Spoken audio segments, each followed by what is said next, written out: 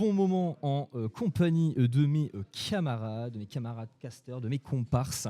Et en parlant de comparses, on va en retrouver une fois de plus un sur le stream, en la personne de ce bon et cher TPK qui va nous refaire du pachyderme comme il sait si bien le faire, face cette fois-ci à Nailax. Nailax, joueur émérite, joueur actif du Discord Rivals of Aether France. Si vous êtes intéressé par le jeu, n'hésitez pas à rejoindre ce Discord communautaire qui est notamment jugulé, on va dire, par ce bon vieux Yam qui est à l'initiative de ce tournoi. Donc, vous voyez, les réseaux, tout ça. Et donc, Nailax, actif du serveur Discord et joueur compétent. Comment Thomas français Top 1. Ah oui, c'est le. Ah oui, d'accord. Oui, on me dit dans l'oreillette que c'est le meilleur. Exactement. Ni plus ni moins. Il n'y a pas à tergiverser, à rajouter autre chose. C'est le meilleur. Voilà. Donc on va pouvoir voir un petit peu ce que ça va donner. Ce bon vieux TPK qui s'est fait un plaisir de faire de la tranche de grenouille de ce bon vieux 5D. Il risque d'affronter le revers de médaille face à ce bon Nailax qui joue donc Olympia qui est sorti, on le rappelle bien évidemment, avant Absa. Ça c'était un plaisir de le rappeler. On part donc sur Merchant Port, 4 plateformes un petit peu saupoudrées en arc de cercle. Donc Olympia, je sais pas si vous avez eu l'occasion de le voir, je suis en train de faire mon tournoi aussi. Oula, mais que s'est-il passé? Ah là là là, TPK, c'est pas grave, c'est pour asservir l'ascendant psychologique sur son adversaire. Il n'y a aucun souci. On va venir, voilà, le deuxième tilt qui ramène et qui va permettre de grab son adversaire. Down throw, bonne read de tech chase. Malheureusement, l'exécution n'était pas au rendez-vous. On n'arrivera pas à confirmer sur ce pachyderme du futur, puisque c'est le skin du futur. Moi, et tandis que mon cher Marius nous rejoint, comment vas-tu? Ça va. Le bracket est terminé, je peux donc me concentrer pleinement sur ce que je fais mieux que jouer à Rivals of Aether, c'est-à-dire commenter du Rivals of Aether. Bienvenue. J'espère que le tournoi vous plaît, j'espère que le tournoi se passe bien, j'espère que toi tu t'amuses également. Et je crois que j'ai perdu mon téléphone, il est là, c'est bon. Moi je viens d'arriver, le tournoi n'est pas encore fini, je suis en 1-1. Oh là là là. Et c'est une première pour moi de caster du Rivals, donc je ne sais pas encore si je suis bon, mais pour on s'amuse bien en tout cas. Ouais, ce qui est sûr, c'est qu'on s'amuse bien. Quel plaisir ce jeu. Et il est trop bien ce jeu, il faut le dire. Je suis désolé, on est en propagande, mais juste on s'amuse comme des petits fous, voilà, j'ose le dire. Et TPK qui aura pris une stock à Nailax qui est le meilleur joueur français, l'un des meilleurs joueurs européens. C'était lui qui a fait deuxième lors du plus gros tournoi de l'histoire de l'Europe de Rivals, tout Rivals confondu. Le Valhalla, il a perdu contre Dia. Quel magnifique tournoi. Exceptionnel. B, on chope. Donc Nailax, c'est quelqu'un. Si vous voyez TPK galérer, il y a une raison et elle est valable. Elle est valable, elle est totalement entendable. Après, c'est quand même SD première stock. Est-ce que du coup c'est vraiment du fait de Nailax? Je pense que SD gagne. Voilà, je vais le dire.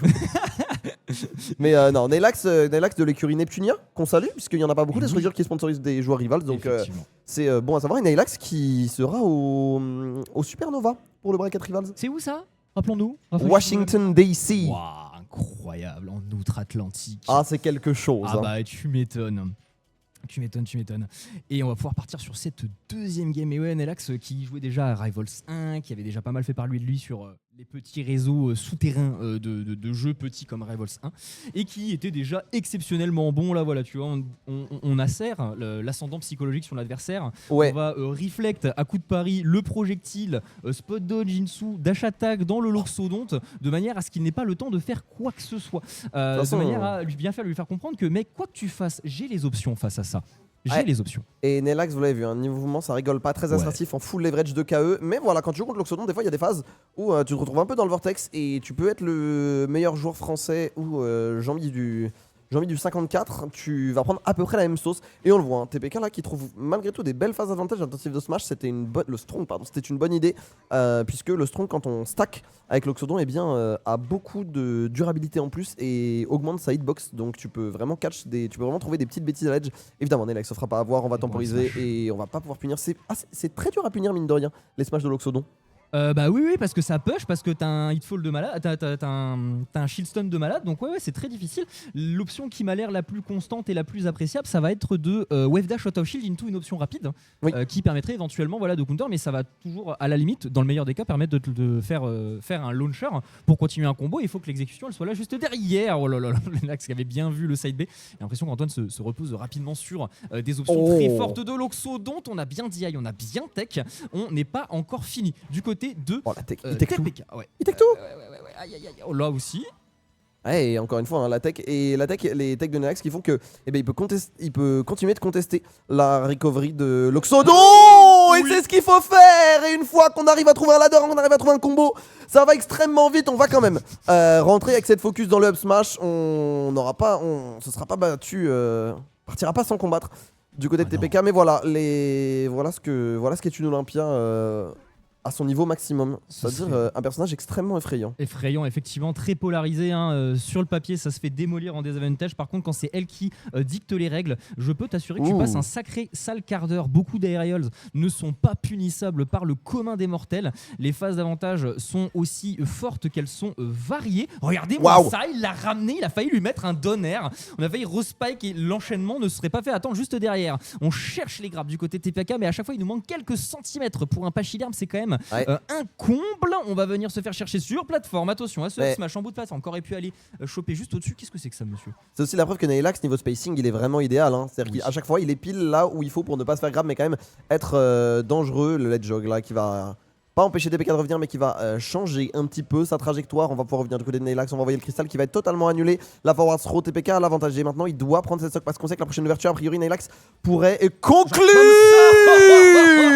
Il conclut Nailax. Arrivederci. Oh, c'est terminé. Oh, monsieur, il est venu le chercher jusqu'au bout du monde. Il l'a accompagné dans la blast zone de droite, comme un père emmène son enfant à l'école. Oh, un grand tome aurait dit aïe. Je vous laisse insérer le grand tome de votre choix. Mais ce qui est sûr, c'est que cette extension, elle rigolait 0. Et oui, vous l'avez vu, hein, de toute façon, je pense que tu l'as expliqué. Mais quand le cristal est sur le terrain et qu'on est dans la zone du cristal, eh bien, oh, petite bêtise là, du côté de Nailax, on va quand même pouvoir remonter. On va remonter. Ah, pas grand chose, mais on va remonter. Mais oui, voilà, vous pouvez dash sur ce cristal et vous allez dans la direction du cristal. Et donc, ça permet des options de recovery et de combos qui sont assez formidables.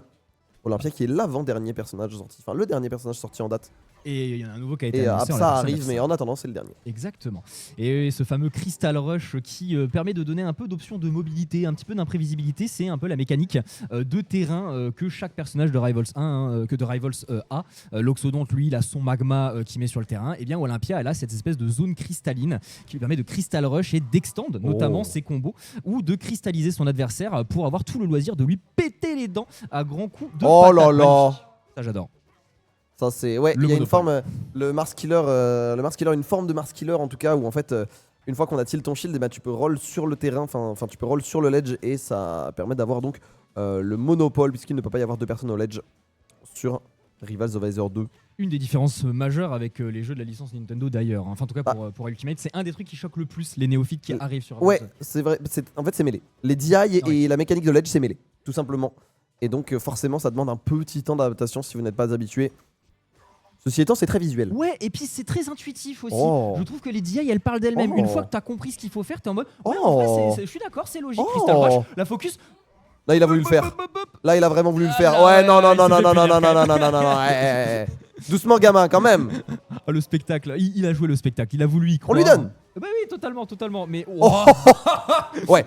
Alors oui, quand vous trouvez le pari sur le projectile, vous êtes invulnérable. Certains projectiles mettent même l'émetteur en stun. C'est pas le cas, mais par contre c'est vrai qu'il y a cette intangibilité et en plus Loxodon doit s'adapter à son propre projectile. C'est vrai que ça peut être assez compliqué. Belle connaissance de match-up du côté de Nailax, le backer qui est bien trouvé, bon spacing du côté de TPK, mais là up throw qui va permettre de trouver un backer, non, qui va permettre de trouver le cristal, mais pas grand chose de plus malheureusement. On est déjà à un niveau technique de jeu en regardant Nelax jouer qui est assez C'est assez ouf. impressionnant. Je pense que quand on est néophyte, qu'on commence le jeu ou qu'on dose un petit peu sans plus, on se rend pas encore tout à fait compte. Il est tout l'up smash là, monsieur. Le Donner qui s'est pas fait attendre. Mais ce bon vieux Nelax qui, genre, il y a plein de micro-détails. Il n'y a pas de mouvement inutile, tu vois. Oh là là, ça c'est pas tech ça. Ça c'est pas tech. Et du coup, TPK qui revient un petit peu au score, mais 90% face à un Nelax qui avait très envie de show me your moves, tu vois.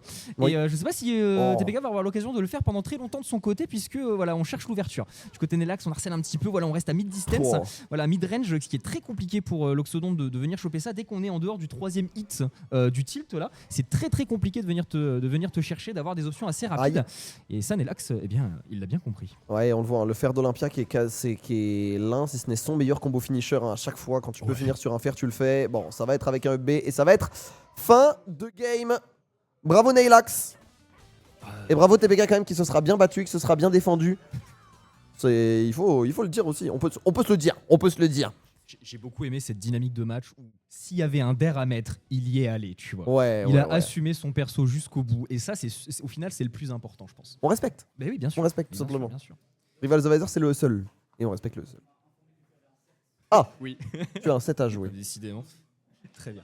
Eh bien, bon courage. Eh ben, je reviens tout à l'heure. Il n'y a pas de problème. Moi, je vais me mettre sur le poste fixe. Et Ah, tu viens commenter? Bah, parfait. Bon, c'est quelque chose de jouer contre Nelax, hein. Ah bah oui, c'est le meilleur joueur de France. Ah ouais, et un des meilleurs d'Europe, si ce n'est le meilleur d'Europe. Donc,